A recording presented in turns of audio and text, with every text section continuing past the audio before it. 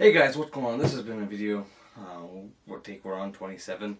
So I apologize. I've been trying to get this out for a month, and so I think we're just going with whatever this is. As long as the audio is good, we're going with it. So hopefully the audio is good. We got lights, we got camera, we got action-ish. This is the review of the Xmansion, which I bought November 1st. And I got it. It came with a nice promo on Cerebro, which I don't plan on keeping, and when it's at a decent value, probably to get a little bit to recoup some of that value of spending $330. But is this worth that $300 price tag? If you're new here, I'm FitLegoGuy, but you can also call me Josh.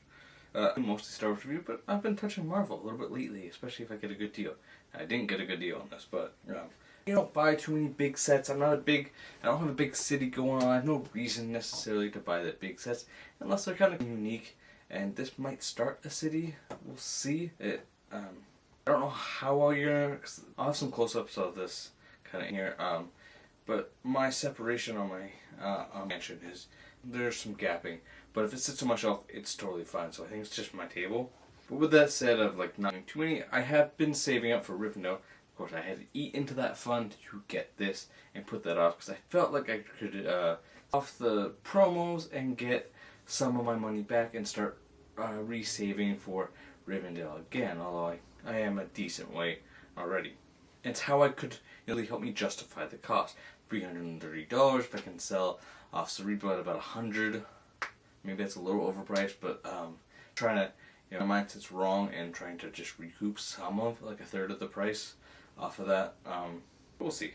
Now, this is my first module. I've never, street corner, cafe corner, or the new, is it Tudor Mansion or whatever, I don't have a city, so I haven't bought a lot of these, and this is a really cool, unique experience for me, and I really enjoyed.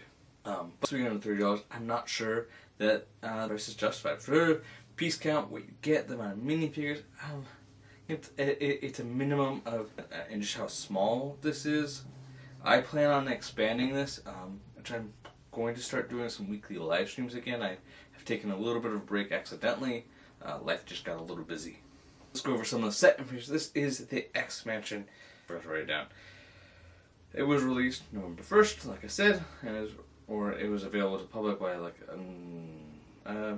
as pieces. That's practically 3,100 pieces, but it just isn't quite there for me. You know how long I've been waiting for this? Woo, I'm about to make a name for know what happened. And you can do that by hitting the share button. Okay.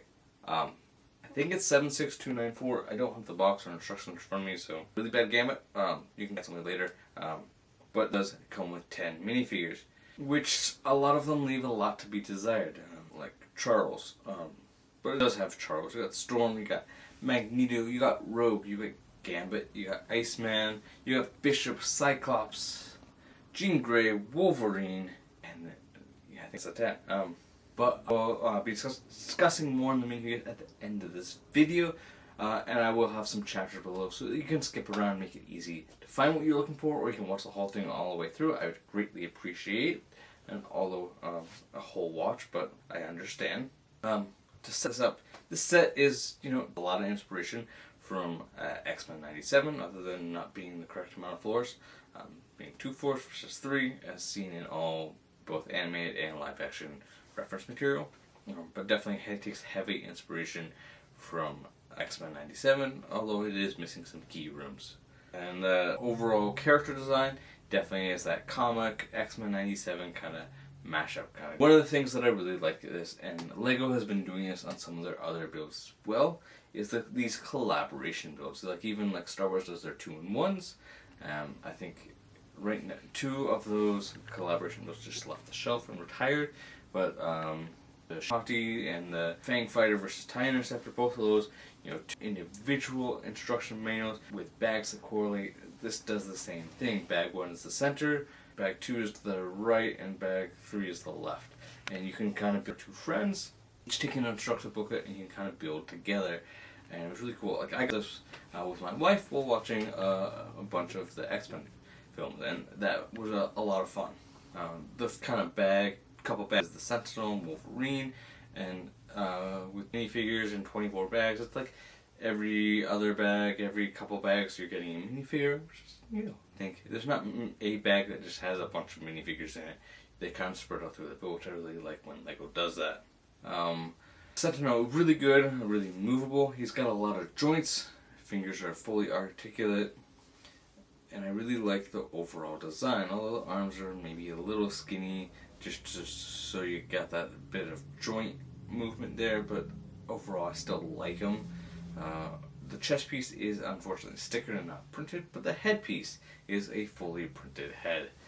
And it is using one like a piece to like a engine bat from the 2000s. This build does have a lot of stickers. Speaking of stickers, 46 of them are required, and you do get like 52, 8 of them being like extra for the Sentinel that you can stick on if you want. Now I do think the Sentinel, and hopefully Lego's going to do a separate Sentinel set coming later this in 25, maybe August release, hopefully. That's not a rumor, that's just my hopeful. But we gotta start with the build. And we'll start with like look at it before we like break each building. Now there's some Easter eggs that are underneath the floors. Now I did my best to take pictures and video of them before, so we throw it into the B-roll, but some of them I may have missed. You have a nice like sidewalk driveway, really good. I'm interested to see how it connects with the road plates. It's not on a full mill system though.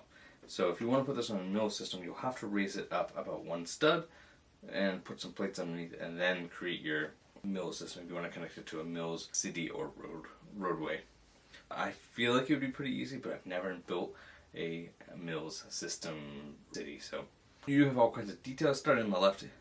You have all kinds of damage going on that is built into this. Now, of course, you can take the action poses out, the fire hydrants coming out of, and you can put it in its rightful place, take away the water from it leaking everywhere, put the light lamp post back in its spot, and then on the right side, of course, you have the damage to the outside of the building there. To the danger room, you can put that back together. It gives you all the right pieces to put it back together and have it as a non-attacked, just a normal Xmansion. But how they have you build it is in this fashion, which I really like. I think damage going on is a fun feature, and especially with your Sentinel attacking. Maybe Magneto's helping here.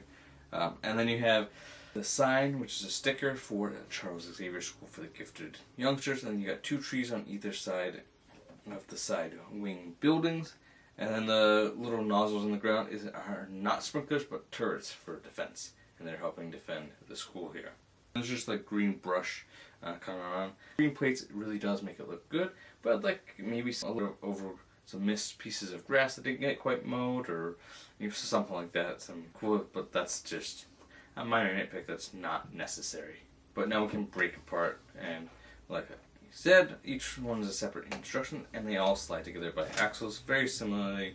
Yeah, I don't any other building that does this currently. Now, of course, if you have got Cyclops, it's going to fall apart, or pull it apart. I do find sometimes when pulling it apart, some people want to snap off. But in the first building, you have the bottom floor, which has a nice X rug there. It's just a lot of fun to build, honestly, and seeing how each of the angles on the pieces connected to make that work. And coming up the front, you have the steps, and the doors can open from the inside, and so you can kind of. There's a sticker underneath, which is hopefully I grabbed in B-roll. The Mandus the Latin version of mutants, basically. And then you have like a statue. You got some plants, a couple chairs. You can see a couple people in there, whether they're in like Wolverine or whatever. And then you got some pictures. You got the first class picture, and you got opening day with Eric and Charles. You have a statue right next to the elevator, and the back corner doesn't have anything because it is the fire exit, which I forgot to go over the back side, which we'll do in a minute. And then on the right side or left side, you have the little caution floor, because that leads to the danger room, and you don't want anyone walking into some saws just accidentally. On the top floor, you can put Charles in. You can stick Cerebro, which has a little sport when it's not in use. You can stick Charles in there. Fold open this clear piece in front, which has Cerebro being activated, and have Charles use Cerebro. And it is kind of small because you just have an elevator and then only Charles really fits in there, so you can't have like a lab, someone using the lab at the same time that Charles is using that. Having other minifigures in there is kind of cramped, so that's a bit of an issue. But you do have some other stickers. You got Cerebro's information there, and on the left hand side in the front here, you also have a desk which does have cookies and a syringe as well as a petri dish on top. And it's a Marvel set, so you gotta have a soda in there as well. Books, resources, and back here it's a little reference to the first X-Men film with Wolverine's claw scan on from this cat scan. And then there's videotapes on the back left, right next to the elevator. Really nice. And on the second floor, underneath, there is a garden for Storm's garden. And then there's a feature where you can stick a menu inside, but you can launch by pressing a button and it will explode. You can have Magneto either popping out using his powers, or trying to get him out. Maybe this time he's bad and you want your X-Men to fight him. However you want to do it is up to you. Let's go on to the right side, which is this one. We're going to take a look on the inner wing side. On the bottom floor, you have the entrance. Right away, you'll see the entrance to the Danger Room, which is very reminiscent of the original X-Men films. You pull this electric box, which sticks out the back to open the door and stick a mutant inside. We can stick Rogue in there. She's the easiest because she has no accessories. That's really going to get in the way. Okay, we're in, and we'll stick her back out. And you can swap out the walls for something else. And I totally got distracted here. But on the front side, there you got a stack of newspapers, one with the mutant registration note. You gotta have a fire extinguisher if you're a Marvel set. And then the TV stand with a newscaster who might be, and most likely, a mutant.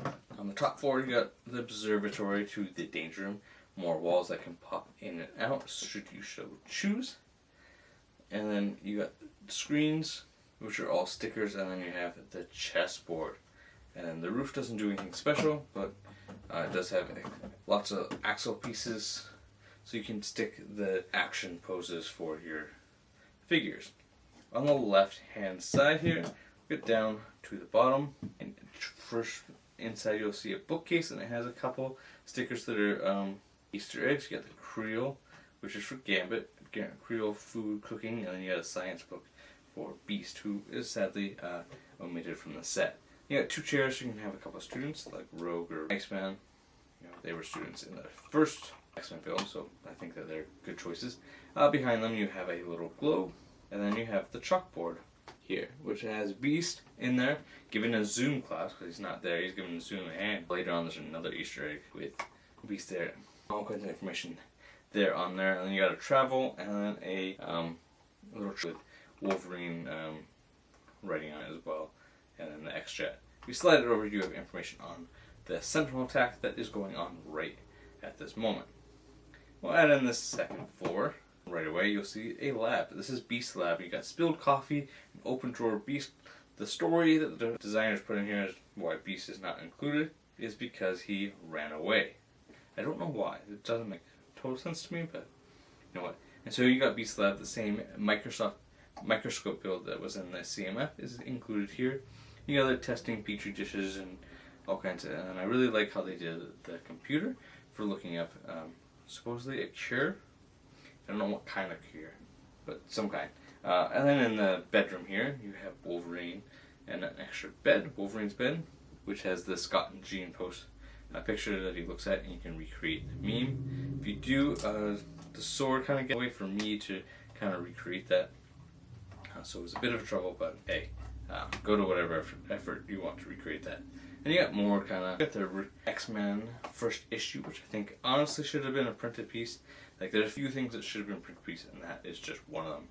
I think the Jubilee, no, it was not a printed piece. That was a sticker, and then you got the Statue of Liberty, a tape deck, and that Statue of Liberty is another Easter egg to the first film. And you got nothing special with the roof here.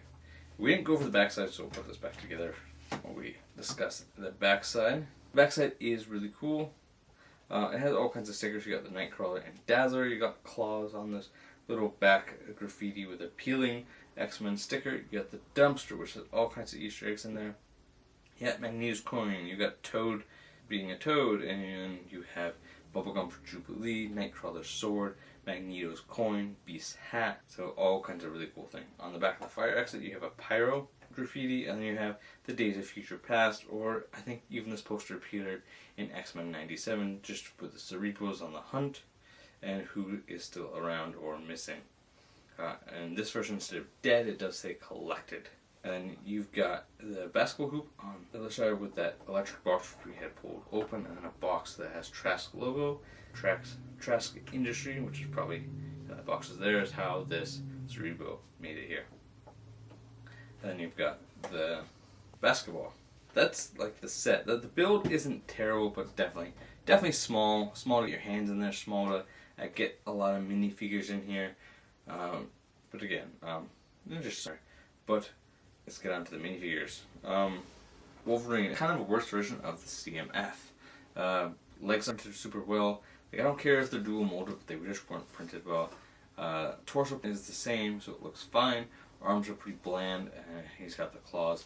A dual-sided different head, and then you got the cowl and hairpiece that you can put on him. He's one of 2 minifigures with an extra hairpiece, or hairpiece and a helmet. Professor X, which is definitely everyone's least favorite minifigure. I don't think he was done super well, and I'm kind of in board with everyone else. His head is just reused pieces. He's Michael Scott's suit from The Office, and he's got the Loki, Lex Luthor, Superman head from 2012, just reused here. Which, I mean, the eyebrows work from like an version, but I feel like he needed a different head. You know, even like, I almost wonder about using like a head piece. Would have, you know, his bald. I think that would have been cool to see, but that wasn't used. A green suit would have been good, and he does look great in the yellow hover chair. I think really good. Rogue has a hairpiece with 2 different colors, like kind of there. I really like the white that comes through with her. It looks really good. Her legs are sharp, but her torso yellow is a little bit muted and not printed super well, at least in my version. But still, like, not a bad figure, just lower end of in this one. Jean Grey, I think she looks really great. She's got a blue headpiece, and so her flesh tone being printed on that is definitely going to bring up some challenges, and I think LEGO did a really good job and knocked it out of the park. This is one where it, you know, on 1 or 2 ways, and I think that it turned out really good. I like the extra shoulder piece for her yellow X-Men. Uniform looks good, but no leg printing for her. I kind of almost, it did come with an extra one of those where you could add it to Wolverine, just add that little bit of flair and give it that more like sharper like shoulder pit, kind of what he has in Deadpool and Wolverine. Even though this is from more X-Men 97, I still think that including a piece would kind of... We can't talk about Jean Grey without talking about Cyclops. Cyclops is really good, an improvement over the X-Jet with printed legs. Although I think that his yellow hip piece should have been, well, a hip piece and not printed, just a little line. I think that could have used a piece there. But overall, really good. I love how they make his action pose of him shooting his eye laser using a spring-loaded shooter missile. I think that was a really good call. Storm is a different version than the CMF. She uses the same cloth piece but with yellow printed on it or designed into it. I don't know what to call it. She does have an entirely different hairpiece, which I think works really well. She has 2 different faces for her storm powers or just being basic. And unfortunately she doesn't have leg printing though, which is a downgrade from the CMF. Magneto, he very similar to Wolverine in the fact that he has a hairpiece and a helmet. Now this helmet hasn't been seen in a while, so really good that we got this back. He does have a rubber cape, and his printing is pretty decent, which I really like how he is. Now they didn't do the X-Men 97 Wolverine or Magneto with the long hair like they did in the X-Jet. That's the one we got with the X-Jet. This is different, more classic Magneto from the comics. And I do like his hairpiece, and I think it looks really good as well. Cutting it last 2 figures with Iceman. Now, there's a couple things that I can think of that would have made Iceman better. He's not a bad figure by any mean. He's comic accurate with the white. He doesn't appear in X-Men 97, but he is comic accurate with his white body and then little bits of blue. but I think like a translucent arm to show him like activating ice powers or being in the middle of ice powers. They've done translucent arms before that have worked really well. Jack 14 from like 2014 is a good example of figures that with translucent arms that worked. So I think something like that, even like a molded half translucent arm with white, would have been really cool. And Gambit, I'm kind of figuring this is really good. He doesn't have dual molded legs, which is the only things I can say about him. The figure overall is really good. He's got knee printing, and he's got the continuation of his jacket. His torso has the jacket. He also has like the black armor underneath, and his head is similar to Jean Grey in the fact that you got flesh tone printed on black, and it turned out really good. Like it was well done. Now some people's face prints are a little smudgy, but mine seems to come out pretty well. He does have dual faces, and he has got the BTS hairpiece, which I think works really well. Definitely better than the Han Solo. And he's got just a grey staff. And then on his other hand, he has this Ninjago piece in a purple for his kinetic powers, and on the end of that you've got cards. Now the downside is those cards are stickers and not prints, and I think in this case they should have been prints, because what if you want to take them off and put them in his hands for him to feeling, you know, you use his powers in a different way. I think print would have been the good choice here. Arguably what I think is the best figure in this set is Bishop. I think he's better than Gambit, even though Gambit's my favorite in this. I think that Bishop looks really good. You know, he's got power pieces for him to be transported between portals. He's got the weapon, his gun, looks very accurate. I really like how that looks. I'm very happy with how that looks. And his hairpiece is maybe included for one or two figures, but I think it does a really good job for Bishop. His headpiece, he's got two sides, one activating his powers and kind of angry look, and just a regular normal face. He does have the M over his eye tattooed and printed, and then they also printed on his scarf. Now, torso could be used to create Forge, who also appeared in X-Men 97, if you so chose. I think the dark blue looks really good. He's got some really good leg printing as well. I think it really just looks really good. Really great. But that's kind of, we're going to move on to the great things about the set, is that you can put these different pieces, I think they're called play pieces, whatever, that go into these little axle holes, and you can really display your figures anywhere. Certain ones only fit certain places. Like Bishop is going to need some room for his power piece to be transported between portals. But other than that, I think most figures on a play piece can really kind of get him jumping off the roof. You can have him jumping out of the side of the building. Maybe they jump out of the window. Whatever the case, or they're flying, or you know, kind of however you want. You don't have to copy what's on the box. You can kind of own the scene, which is really cool and something that I'll be doing. But kind of $330, I don't think it's worth it. It's great and do carry this set. The set is small for what you pay, and I think under $300 would have been a better deal. That would have made it about 10 cents per piece, which is the golden standard, even though I don't like price per piece. I think that, you know, too many big pieces, there's a couple here and there, but I feel like those justified it being $330. $310 at max.